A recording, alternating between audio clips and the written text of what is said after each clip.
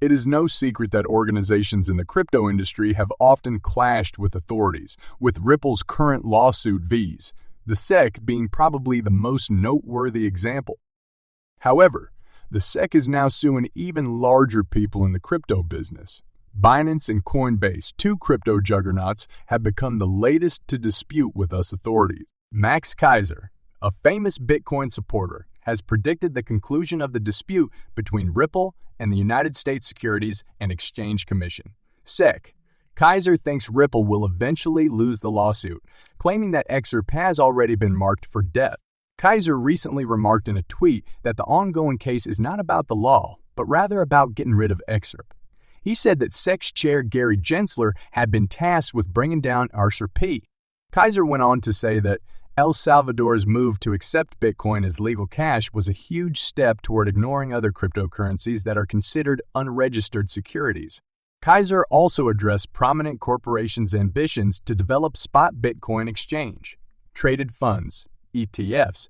WisdomTree, a well-known ETF provider, has applied to the SEC for permission to create the WisdomTree Bitcoin Trust after BlackRock's identical application. The SEC's enforcement measures, according to Keiser, have paved the way for these bigger firms to join the Bitcoin industry while harming independent players and crypto exchanges. Keiser, known for his unwavering support for Bitcoin, has been an outspoken opponent of altcoins, notably XRP, which he has called a sheketcoin on many occasions. In the continuing case against Ripple, he has linked himself with the SEC's assertions that XRP is a security. Keiser often uses the SEC's enforcement activities against other cryptocurrencies to disparage the XRP community. Members of the XRP community have shown a willingness to refute Keiser's accusations in reaction to his statements. Notably, CryptoLaw creator John Deaton agreed with one of Keiser's allegations about the SEC. Deaton agreed that Gary Gensler, the SEC chair, is preserving incumbents and the existing quo while attempting to limit competition. Ripple stated on June 22 that its subsidiary Ripple Markets APAC PTLT has acquired principal clearance from Singapore's central bank, the Monetary Authority of Singapore, MAS, for a major payments institution license. The company also announced on Twitter that it has expanded its presence in the Asia-Pacific area. Ripple CEO Brad Garlinghouse said that the MAS continues to lead in digital asset regulation, recognizing its value in business and retail. Garlinghouse will explain how investment and clear legislation may assist with digital asset innovation at a symposium in Switzerland on June 27 as part of Ripple's engagement with the MAS. Ripple's chief legal officer, Stu Alderoty, claims that nations building crypto regulatory frameworks turn to Singapore for developing a clear taxonomy and licensing framework. Ripple executives remain confident in their win before the U.S. Securities and Exchange Commission and reiterate that XRP is not a securities. With the imminent debut of FedNow, an innovative quick payment service, the United States Federal Reserve, Fed, is ready to transform the nation's financial transactions.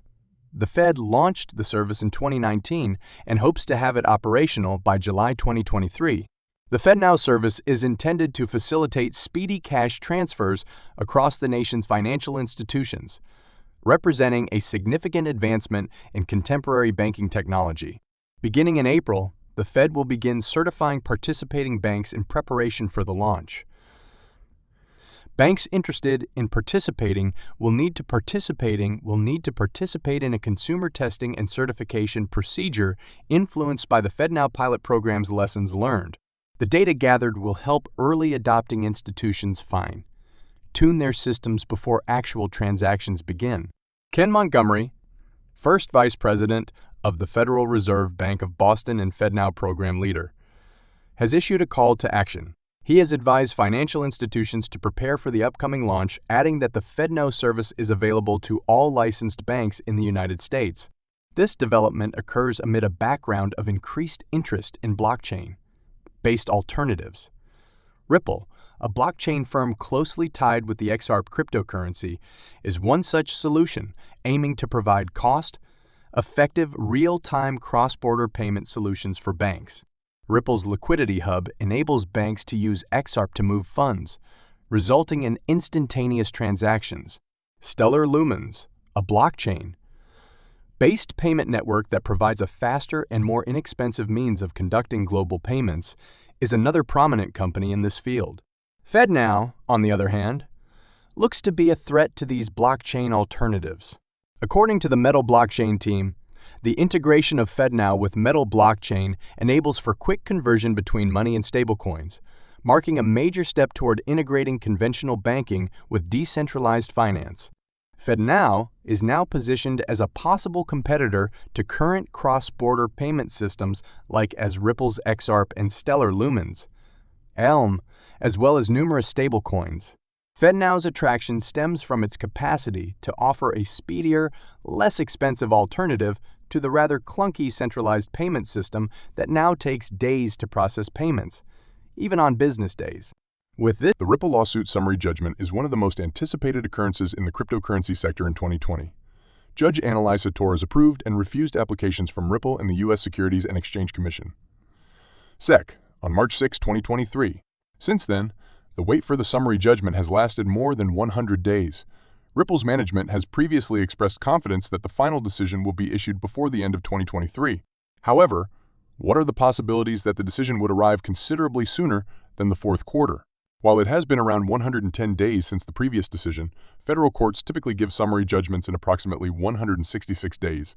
The University of Denver found that for all summary judgment motions, the mean time to rule was 166 days, but the variation across courts was even more pronounced, from a low of 63 days on average in the fastest court to a high of 254 days on average in the slowest court. Even if the average time is taken into account, the final judgment may have a slim probability of being delivered in the third quarter of 2023. In this background, several members of the crypto community believe the court is taking too long to issue his decision.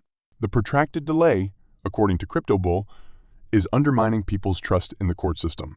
Max Keiser, a top Bitcoin advisor to El Salvador's President Bukele, thinks the Securities and Exchange Commission, CA, will pursue both ETH and XRP as unregistered securities. According to Keiser, the SEC works for the bank cartel and operates a bank protection racket. Keiser made the comment in response to John E. Deaton's claim that the SEC cannot kill XRP, despite the harm it has caused so far. Keiser believes that the SEC will do everything possible to accomplish its goal, including claiming national security and the Patriot Act. Deaton stated that the SEC may have succeeded in inflicting major harm to the convicted firms during a discussion between the two leading crypto personalities. The consequences include a reduction in liquidity and the delisting of certain users. However, he warned that Gary Gensler's position as SEC chair is temporary, and things may alter once he leaves. Deaton mentioned a time when the SEC accused Bitcoin of being a security between 2013 and 2015. That incident has concluded, and he feels that the present challenges with ETH and XRP will follow a similar path. He said that the ETH is now preferred due to regulatory capture by a group of investors. According to Keiser, the SEC's regulatory monitoring of XRP has decreased the project's liquidity. He foresaw greater challenges for XRP, believing that it may be shown that Ripple XRP willfully manufactured a scam in order to avoid rules. In a prior tweet, Keiser recognized that the SEC's efforts against XRP are excessive. However, he believes the regulatory agency will go to great lengths to destroy the initiative. Keiser thinks that XRP will not survive the SEC struggle and that it is just a matter of time until the authorities put an end to the project.